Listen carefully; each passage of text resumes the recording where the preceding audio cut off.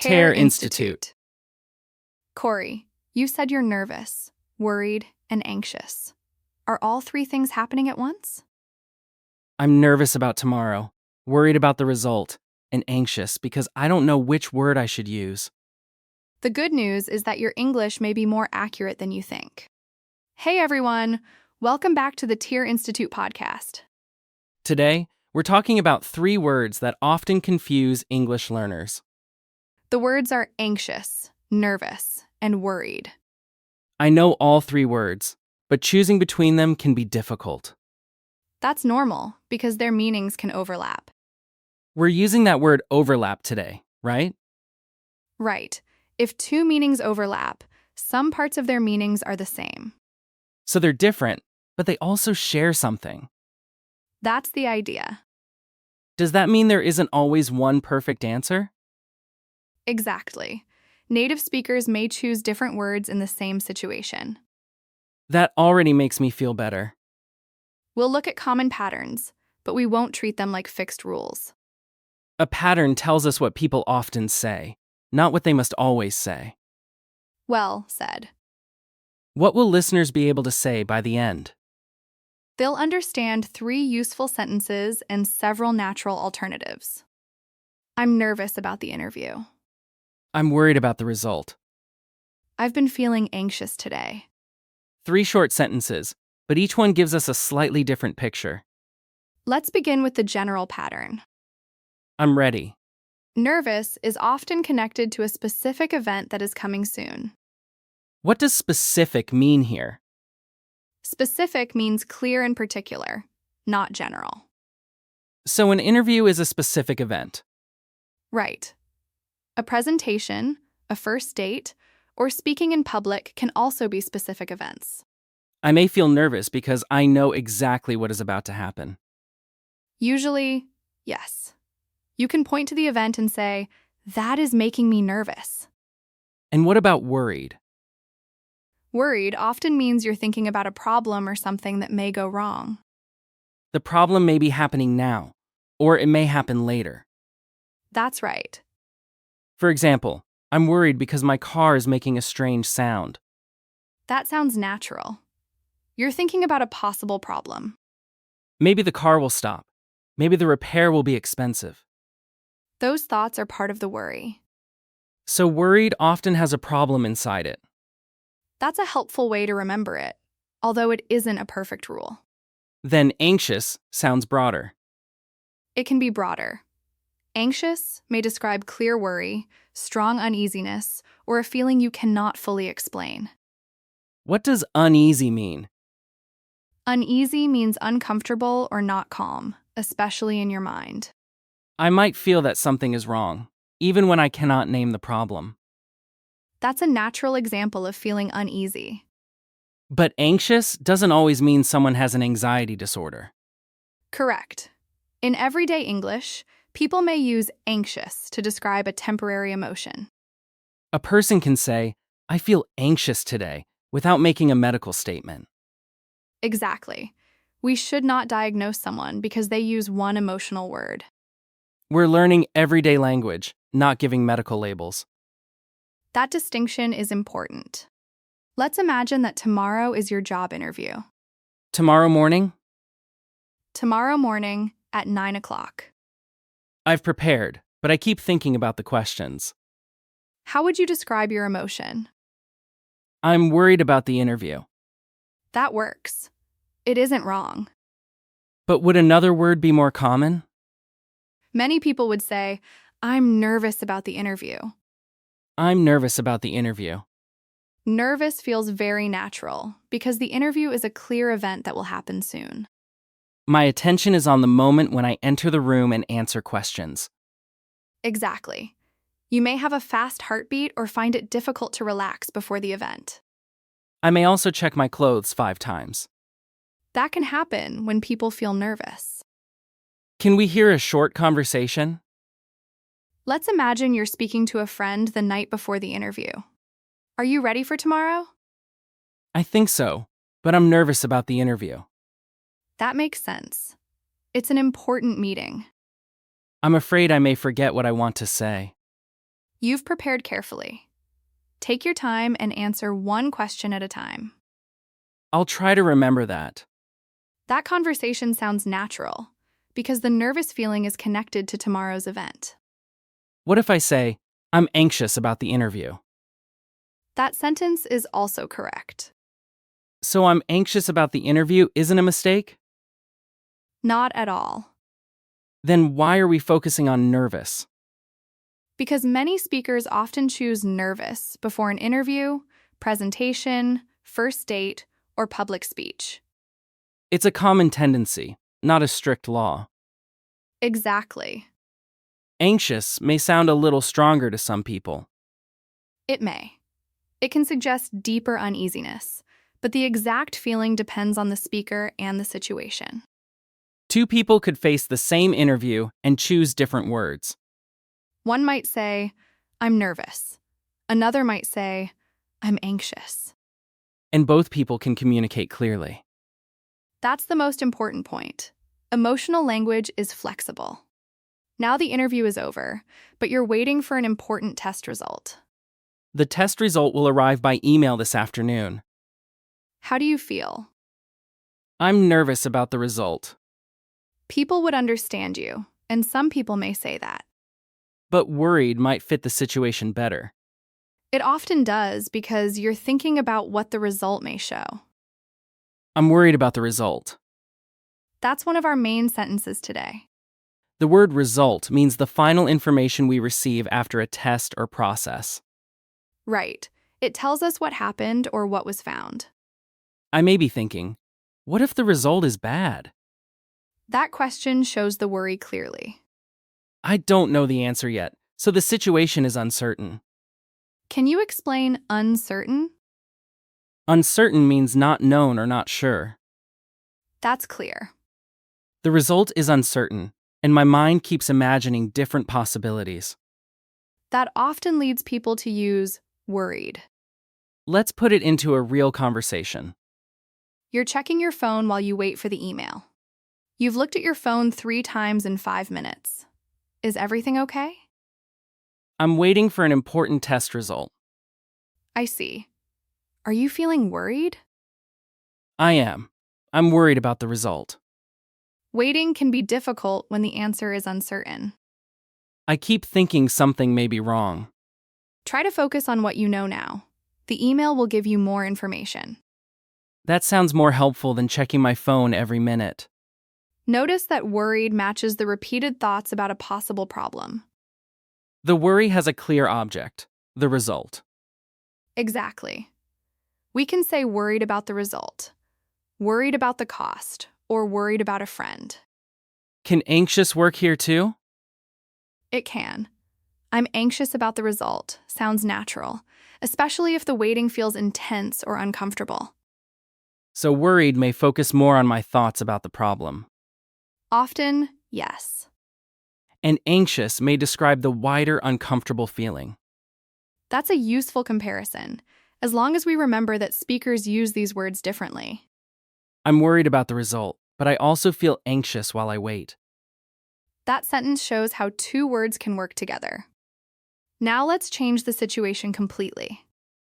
What's happening this time? You wake up and feel uneasy all day, but you cannot explain exactly why. Nothing terrible has happened. There's no interview today, and you aren't waiting for a result. I just don't feel calm. What word would you choose? I'm nervous today. People may understand that, but I'd probably choose anxious here. I've been feeling anxious today. That sentence fits well when the uncomfortable feeling continues and the reason isn't clear. Why do we use I've been feeling? It shows that the emotion started earlier and has continued for some time. Maybe I felt it in the morning, and I still feel it in the afternoon. Exactly. Could I simply say, I feel anxious today? Of course. That's shorter and completely natural. I've been feeling anxious today gives more attention to the duration. Right. It sounds like the feeling has stayed with you. Let's hear how I might explain it to someone. You're having a quiet conversation after lunch. You've been very quiet today. Is something on your mind? I'm not sure. I've been feeling anxious today. Do you know what may be causing it? Not really. I just feel uneasy, and I can't explain why. That sounds uncomfortable. It is. I may need a little time to slow down. That sounds reasonable. You don't have to explain everything immediately. Thank you. I'll take a quiet break and see how I feel later. In that conversation, anxious works naturally because the feeling is clear, but the cause is not. The feeling is specific, but the reason isn't. That's a very useful distinction. Could someone say, I've been feeling worried today?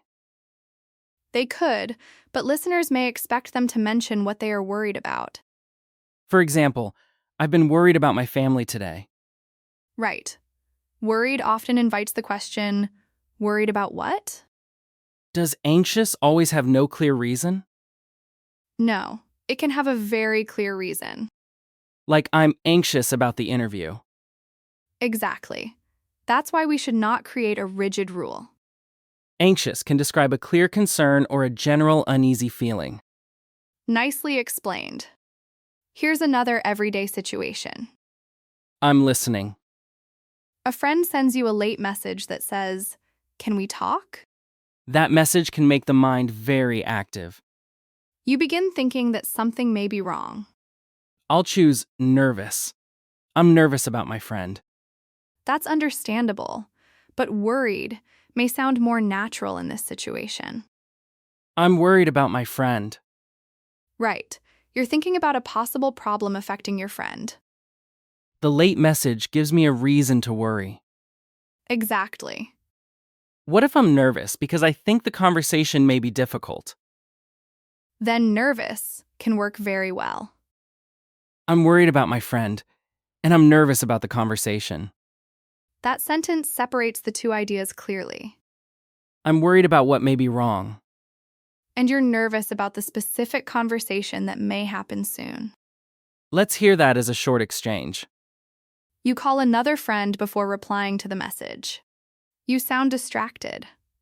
What happened? I got a late message from Alex saying, "Can we talk?" Do you think something is wrong? I don't know, but I'm worried about Alex. That makes sense. Have you replied? Not yet. I'm also nervous about the conversation. You could send a simple message and ask whether Alex is okay. All right, of course. Are you okay? That's clear and caring. Could I say that the message made me anxious? You could. That message made me anxious sounds natural. It describes the uneasy reaction created by the message. Right. So one situation can contain all three words. Absolutely. I'm worried about my friend. I'm nervous about the conversation. And the late message made me anxious. Each sentence focuses on a different part of the experience. That's more flexible than choosing one word and rejecting the others. Emotional language often works that way. I think learners sometimes want one clean rule. That's understandable. Rules can make learning feel safer. But emotions aren't always clean and simple. Neither is everyday language. Can we compare a few sentences without treating them like a test? Let's do that. I'm nervous about giving a presentation. Very common. The presentation is a specific future event.